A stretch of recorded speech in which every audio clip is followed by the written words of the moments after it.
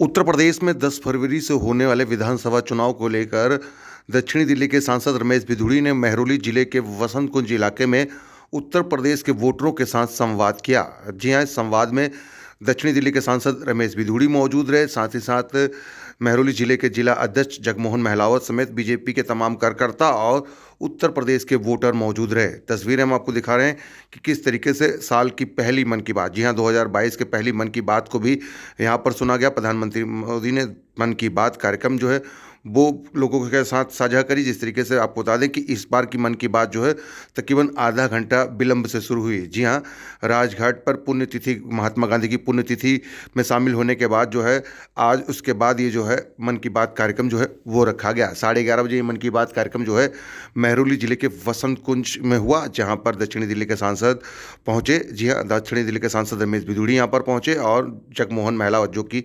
मेहरौली जिले के जिला अध्यक्ष हैं और बीजेपी के तमाम कार्यकर्ताओं के साथ साथ तमाम वोटर जो कि पूर्वांचल के वोटर हैं। जी हाँ, उत्तर प्रदेश विधानसभा चुनाव जो है उसका पहला आगाज जो है 10 फरवरी से हो रहा है और वोटरों को समझाने के लिए कि किस तरीके से भारतीय जनता पार्टी ने क्या क्या काम किए उसको लेकर ये संवाद किया गया। साथ ही साथ संवाद के दौरान सभी लोग आए हुए लोगों ने प्रधानमंत्री नरेंद्र मोदी की मन की बात कार्यक्रम को भी सुना। इस मन की बात कार्यक्रम में इस बार जो है किस तरीके से पढ़ाया जा रहा है बच्चों को शिक्षा को लेकर, साथ ही साथ डाक विभाग के द्वारा किए गए कार्यों को लेकर और हेल्थ सेक्टर, इन सभी चीज़ों के बारे में जो है इस बार प्रधानमंत्री नरेंद्र मोदी ने मन की बात करी। जी हाँ, इस मन की बात में आप देख सकते हैं सैकड़ों की तादाद में जो लोग हैं वो यहाँ पर पहुँचे और प्रधानमंत्री नरेंद्र मोदी की मन की बात कार्यक्रम को सुना। दुनिया की लगी रहती है, वो लोग आज भारत में विद्यमान आज भी हैं। दिल्ली का मुख्यमंत्री उनमें से एक है। जो पंजाब का भी सीएम बनना चाहता था, वो कुमार विश्वास के एक इंटरव्यू में आपने सुना होगा, सोशल मीडिया पर पता चल रहा है कि कैसी वो रणनीति बना रहा था जो उसकी फेल हो गई। इसी प्रकार से यूपी का मुख्यमंत्री जो जब 2017 से पहले मुख्यमंत्री रहा कि मैं यूपी के लोगों को मुफ्त में बिजली दूंगा, अरे पैसे लेकर तो नहीं दे पाया 2017 से पहले, वो मुफ्त में कहां से दे देगा। तो वो सत्ता प्राप्त करने के लिए कोई भी लालच देकर लोगों को अपनी तरफ आकर्षित करना चाहते हैं। जो भारत में विघटनकारी ताकतें हैं, उन्होंने ये काम बंगाल में भी किया था, वो उत्तर प्रदेश में भी करना चाह रहे हैं कि एक विशेष समुदाय जो धमकी देने की कोशिश कर रहे हैं, ये गिड़गिड़ाते नजर आएंगे थानों की चौखट पर, हमसे गलती हो गई, माफी दे दो हमें। ऐसे लोगों को सबक सिखाने का कर्तव्य हम सबका बनता है। महात्मा गांधी शांति का संदेश देने वाले, उनकी पुण्यतिथि 2022 का पहला भारत के माननीय लोकप्रिय प्रधानमंत्री मोदी जी के मन की बात का कार्यक्रम, इस शुभ अवसर पर हम लोग संकल्प लें 10 तारीख को जो चुनाव है, उस चुनाव में उत्तर प्रदेश पहले फेज में जो हो रहा है उसमें हम निश्चित रूप से अपने कर्तव्य का पालन करें और लोगों को टेलीफोन के माध्यम से लोगों को मिलकर उनको इस बात के लिए जागरूक करें कि ये लड़ाई अब कहीं ना कहीं इस रूप में आ गई है कि एक समुदाय जो योगी को रोकना चाहता है, समस्या योगी नहीं है उनके लिए, वो मोदी जी को रोकना चाहते हैं। पाकिस्तान में सर्जिकल स्ट्राइक कैसे हो गई?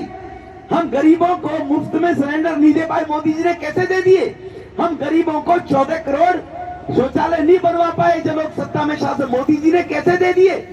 हम माता बहनों के पोषण, बच्चा स्वस्थ पैदा हो उसके गर्भवती टाइम के अंदर 6,000 रुपए पोषण के लिए हर गरीब को दिए जा रहे हैं, वो मोदी जी क्यों दे रहे हैं? मोदी जी ने गरीबों को मकान बनाकर क्यों दे दिए? हम तो इस देश को अपनी बपौती समझते थे, वो लोग आज परेशान हैं। वो सत्ता में जो मलाई खाते थे वो सारे के सारे कुकुर, 125 करोड़ लोगों को भी इकट्ठा होना पड़ेगा।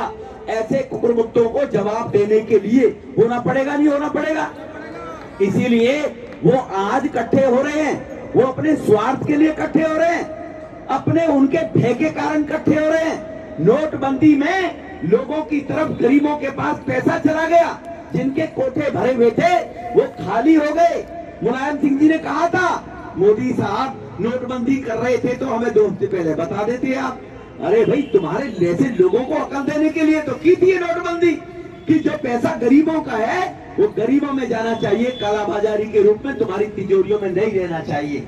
ये जो निर्णय मोदी साहब ने लिए हैं वो सही मायने में उत्तर प्रदेश से संदेश देना चाहते हैं कि मोदी जी वहां के प्रधानमंत्री हैं और मोदी जी वहां के यूपी के रहने वाले प्रधानमंत्री हैं। तो योगी जी ने वहां पर, मोदी जी ने अयोध्या में मंदिर का निर्माण हुआ है, वहां पर काशी के अंदर किस प्रकार से भव्यता लाई गई है। अब मथुरा की बारी है, मथुरा में कृष्ण जन्मभूमि पे भी भव्य निर्माण हो। इन सब भयभीत हैं, परेशान हैं कि ये 70 साल में नहीं कर पाए।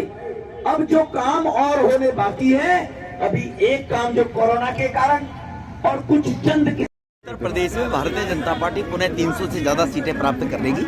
उत्तरांचल पंजाब में भी भारतीय जनता पार्टी की सरकार एक तरफी बनने जा रही है, ये सबको जानकारी है। क्योंकि मोदी जी को और मजबूत करना है सभी राज्यों में। अगर राज्य मजबूत होंगे तो मोदी जी मजबूत होंगे। और अभी और कुछ काम अभी बाकी है, 1 बाय 1 करके जो हो रहे हैं, एक साथ इसलिए नहीं हो सकते कि अगर पत्थर के नीचे हाथ दब जाए तो हाथ को निकालने के लिए झटके से निकाला जाता छिल सकता है। इसलिए धीरे धीरे करके वो सभी काम होंगे जो भारत की अस्मिता को कायम करने के लिए चाहिए।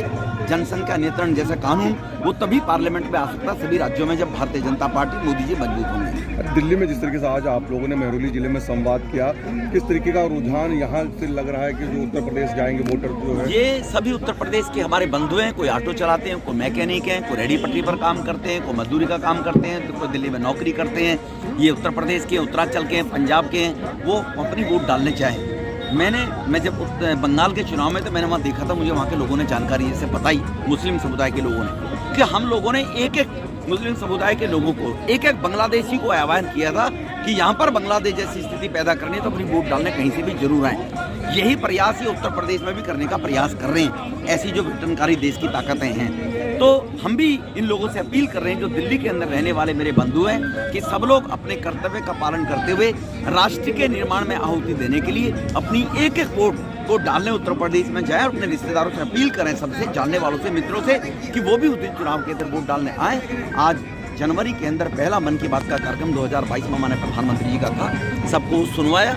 प्रधानमंत्री जी ने कई एग्जाम्पल भी दिए कि राष्ट्र के निर्माण के लिए लोगों ने अपने खून पसीने की कमाई में से कैसे लोगों के एजुकेशन के लिए पैसा डोनेट किया हुआ है। नारियल बेचने वाली बहन ने इसी प्रकार से हस्तिनापुर के रूप में मंदिर के निर्माण का काम जो अर्जेंटीना में, ये जब हुए तो हम भी अपने कर्तव्य का पालन करें।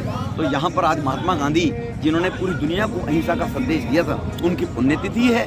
आज पहला मन की बात का कार्यक्रम 2022 का है, तो और उत्तर प्रदेश में चुनाव डालने के लिए अपील की है। गृह मंत्री अमित शाह जो है जाट समुदाय के लोगों से, नेताओं से मिले हैं, अब गुज्जर समाज से मिलने की बात की जाए, आप लोग किस तरीके से जोड़ेंगे लोगों को? वो हर समुदाय के लोगों से मिल रहे हैं मोदी साहब, अमित शाह जी सभी समुदाय के लोगों से मिले हैं। आगरे में भी जाकर मिले हैं, वो पूर्वांचल में भी जाकर मिले हैं। सभी समुदाय के लोगों से उन्होंने संबंध किया है। भारतीय जनता पार्टी की तरफ ये जो भ्रम फैलाने का प्रयास किया जा रहा है, 50% से ज़्यादा जाट समुदाय, पिछली बार भी बड़ी कोशिश हुई थी, मैं उत्तर प्रदेश में सहप्रभारी था, तब भी मैंने देखा। अभी मैं मुजफ्फरनगर 3 दिन होकर आया हूँ, कल भी मैं दादरी वगैरह एरिया में था।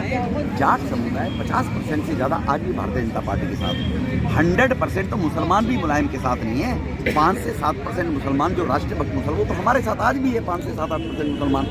इसी प्रकार से सभी समुदाय के लोग वो किसी भी एक दल में नहीं हुआ करते हैं। तो इसलिए जो उन राजनीतिक इच्छा प्राप्त करने वाले लोग हैं जाट समुदाय के अंदर, समाजवादी में अपना अस्तित्व ढूंढ रहे हैं, आरएलडी में अस्तित्व ढूंढ रहे हैं, वो केवल उनके साथ हैं।